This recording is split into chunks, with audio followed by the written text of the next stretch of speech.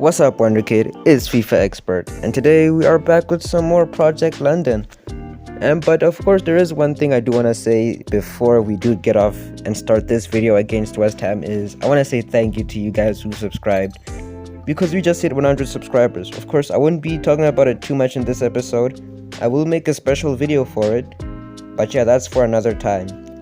But today, however, we do have an important storyline to talk about. Storylines have been absent in the series for quite a minute, and today's storyline is all about Karim Adeyemi.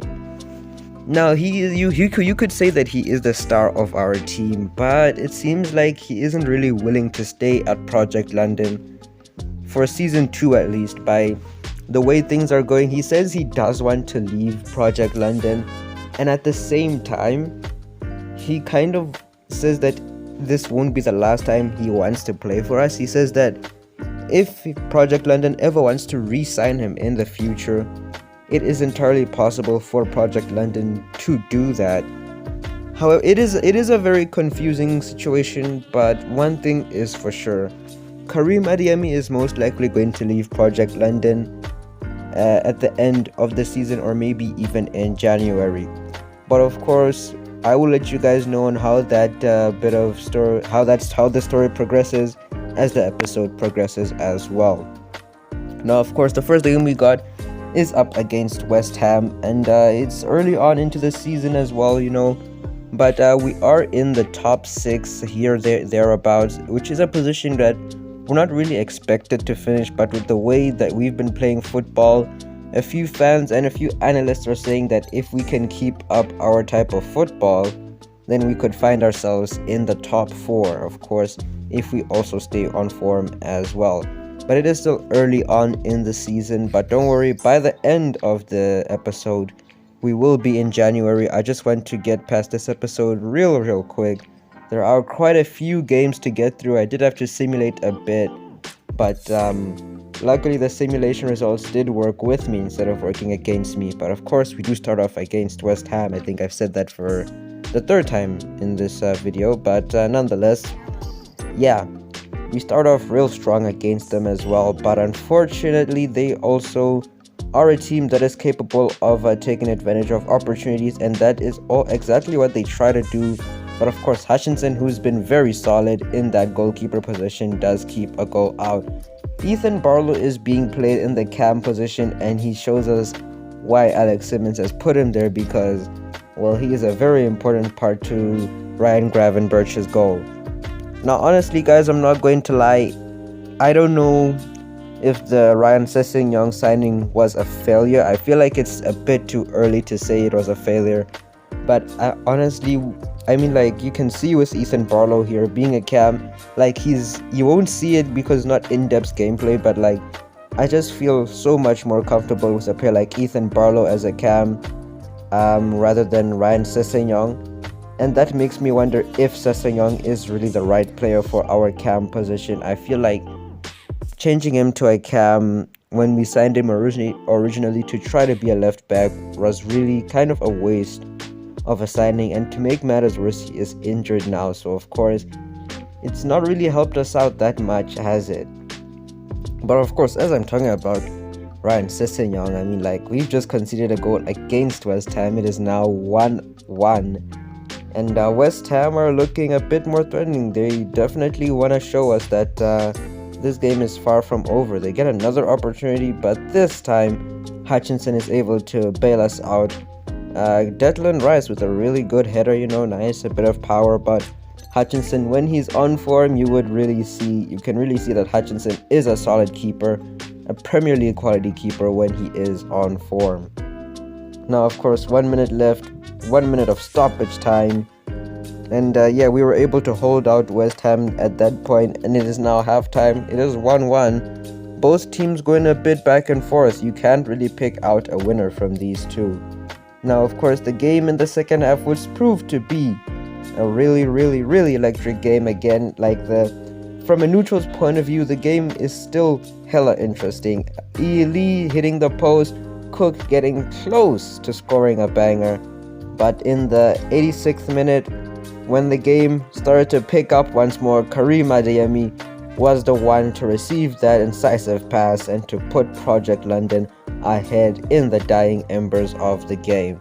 This was definitely one of the more exciting games that you will see as a neutral, but as a Project London fan, you're going to be very happy with Karim Adeyemi, whose future is uncertain, but just because he says he wants to leave the club doesn't mean that we're going to bench him. We're still going to play him, because I feel like even if we play him a lot, we don't really rely on him too much. This is a team game after all. Every player in the team is important, and I feel like we can do without certain players. Even though it's not easy, we can still do without them.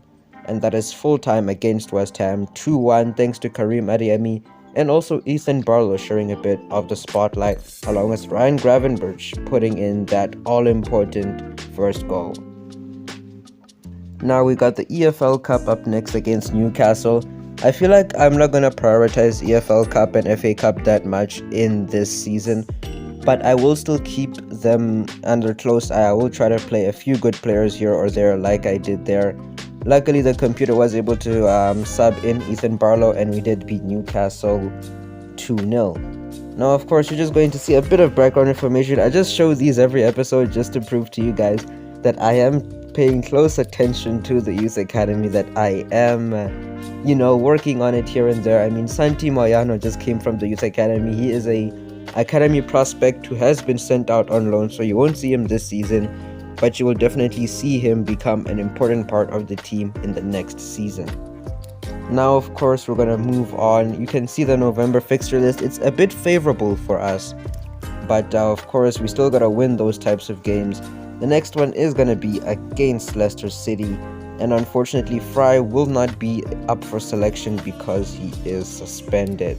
But it doesn't really matter too much. We've got Karim Adeyemi, and if ever we need a striker, I feel like we could, make a plan on the fly. Even if it's not a reliable plan, we could still be able to make a plan for that striker position. But yeah, we're back at Project Park, a very, very quiet venue in England. It's not really that well known, but it is still a good atmosphere for the Project London players.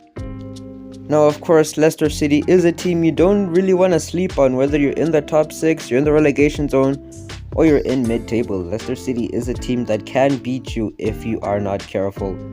Of course, in this game, if you're going to ask for my honest opinion, I am expecting a draw or a win, but I would definitely be happy with a win. But of course, if we lose, depending on how we lose and on how we play, I wouldn't really mind a loss that much. Now, of course, we do get off with a very promising start. Unfortunately, Iverson is able to block off Ethan Barlow's shot, and Ryan Gravenberch takes a shot from the edge of the box, and again, Iverson is able to meet it. I feel like this would have been one of the best goals of the series as well if it went in, just because of how difficult that type of shot is. And I feel like it would have definitely been a very, very special goal for the series.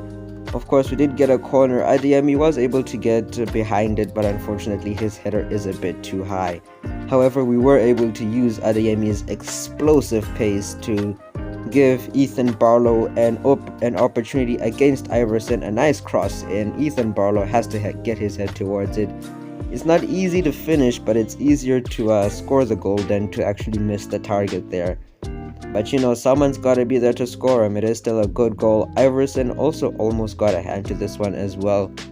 Iverson has definitely set the tone, telling us that he's definitely going to be a tough keeper to break through, and that we definitely got to take our chances very, very well if we're going to beat him. But of course, it is 1-0, and a feeling that was running around the camp was that it wasn't going to be 1-0 for long. But again, thanks to Hutchinson, we were able to keep the lead, and unfortunately our counterattack wouldn't go far, but we get another chance to counterattack. Karim Adeyemi is going to be able to use his explosive pace one more. He gives it to Lee, but Lee can't quite finish against Iverson. It was probably the wrong decision to go for a diving header. He would have been better off either trying to slide into the ball or just to run a bit faster and just try to tap it in. And of course, Leicester would punish us for that, for not taking our chances. They would punish us. And just like that, it is level at 1-1.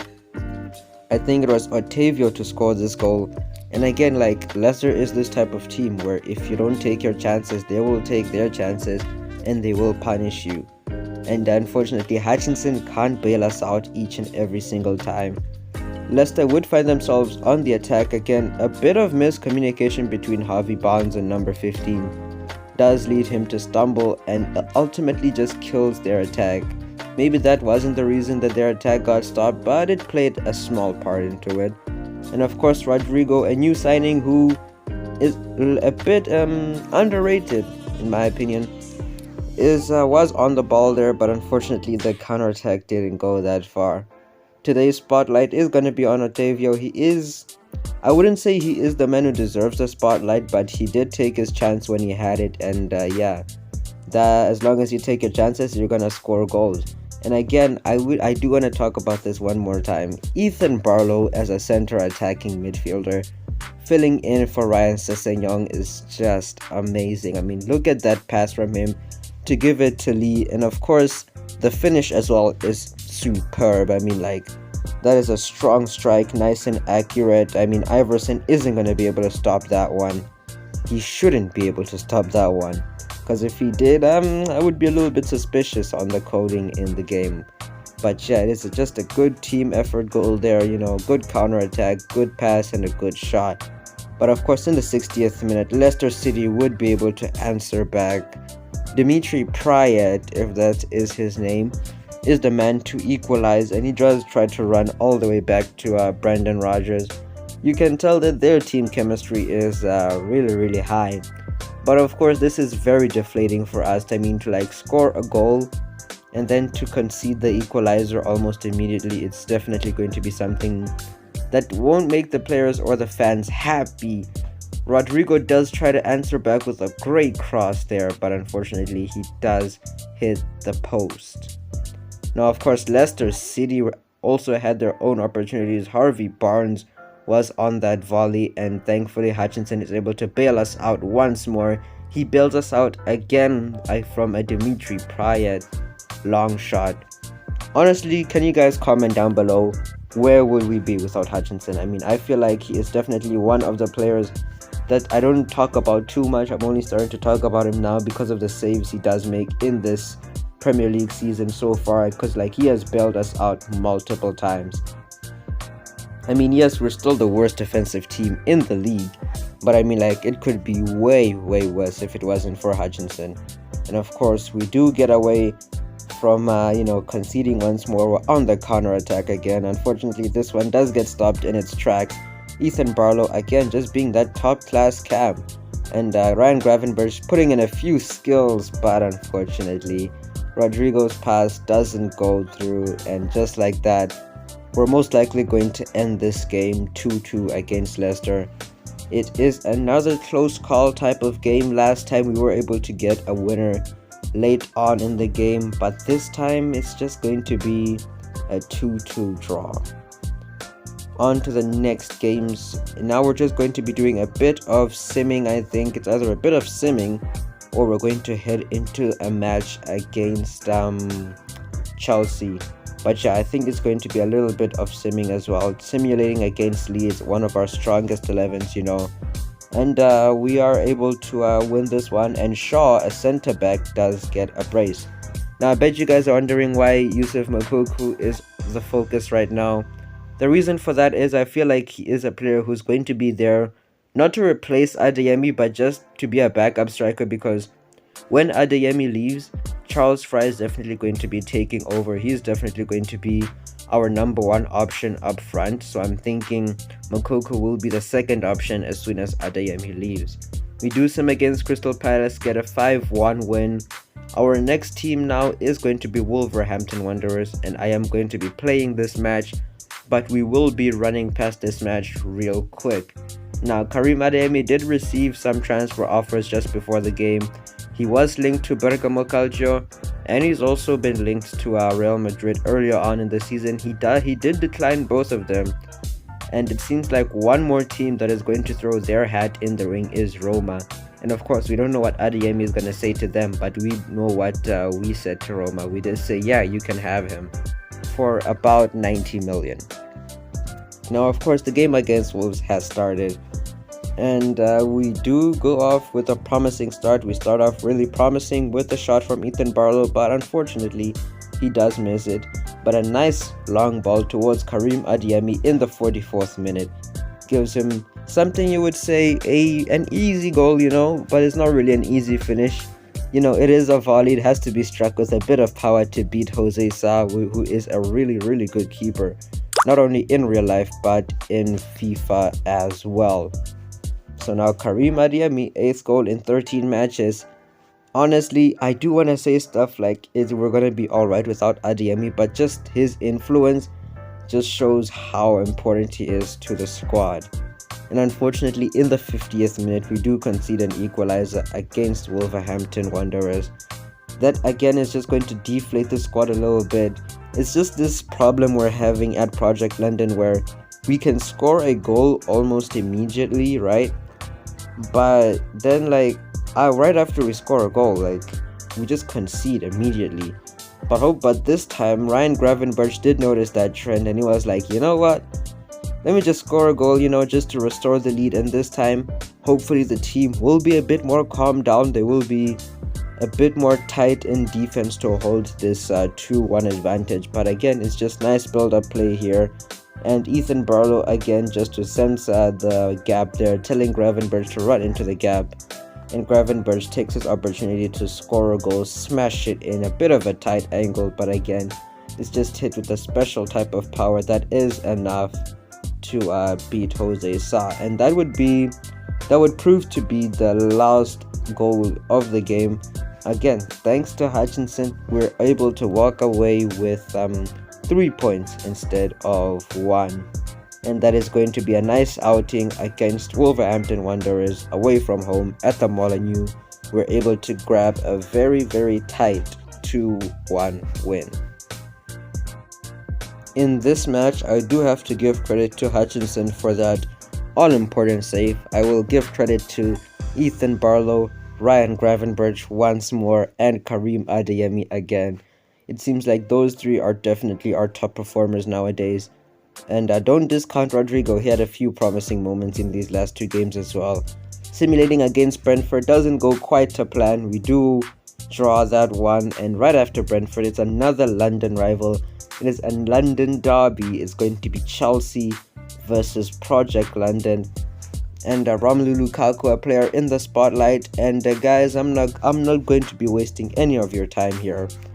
We got thrashed in this game. No, yeah, that's it. I'm gonna tell you straight ahead. We definitely didn't win this game against first place Chelsea. Nah.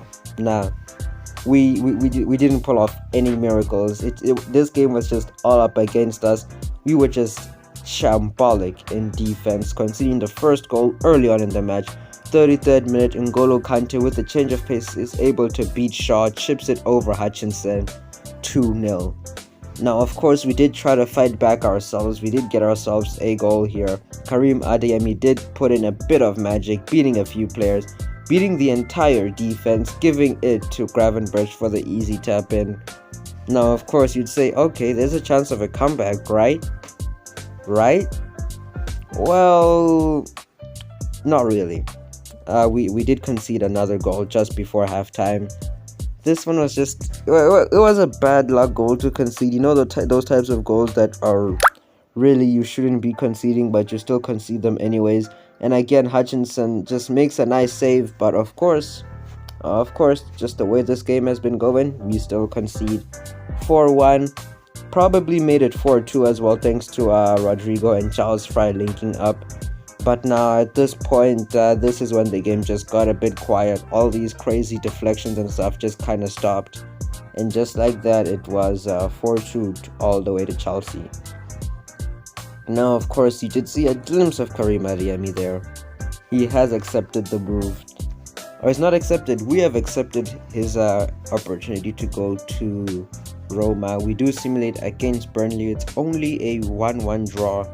We do face off against another team. It's Aston Villa. I did decide to play this one as well, but again, I'm just going to skim past this one. This one luckily wasn't the same situation as the Chelsea game, but this would actually be Karim Adeyemi's last or second last, but most likely his last time that you guys will see him in the Project London shirt, because he's most likely going to accept that Roma transfer offer. He says that Roma is sort of the perfect fit for him, an Italian team where he will shine. And of course, Aston Villa would score first. I mean, we are on a bit of bad form, you know. We haven't picked up a win in these last 2-3 games, of course. So yeah, we are on a bit of bad form, and of course, Aston Villa does take advantage of that to not only score one goal. No. They were in once more. They were in against our defense. A bit of trickery in the wings between these two players here is able to give them one more opportunity as they cut it back into the box, and now it's 2-0. But of course, in the 70th minute, we knew that we needed to score if we were going to mount a comeback. A beautiful pass from Adeyemi into Rodrigo, who smashes it from the tightest of angles. Smashes it right past the goalkeeper to make it 2-1 and give us a little bit of hope. But you know what they say, it is the hope that kills you. And unfortunately in this game, the hope did kill our fans, as we were unable to get that equalizing goal no matter how hard we tried. Steven Gerrard does get the best of Alex Simmons in this occasion. We do simulate against Newcastle United again in the league, and this time Rodrigo grabs himself a brace. We simulate against Blackpool in the EFL Cup, and in this one it's all thanks to Lee, Fry and Gravenberch scoring a brace, and Sessegnon, who is back from his injury, has eased himself into the squad a bit. Gave him that match so that he could, ease himself into the squad. We simulate as well against Everton, gave him some game time, but he did get subbed off for Lee. We simulate against Brentford once more, and this time we are able to pick up a win thanks to Karim Adeyemi scoring late on into the match. Now of course this is it, it's January, and you know what that means. Karim Adeyemi has officially left Project London. On January the 1st, he is going to be unavailable for this game against Wolves. So this means that we can sign someone like Yusuf Moukoko to be put into the squad. The Dortmund youngster is a promising striker, a player who is probably back up to Haaland right now. But yeah, he's going to be back up to Charles Fry for us. And also, he's not the only player we did sign. I feel like Sessegnon isn't really the perfect midfielder for us. So I did decide to sign Carvalho. And this is where the episode is going to end. I hope you guys did enjoy. I'll see you guys for the next one.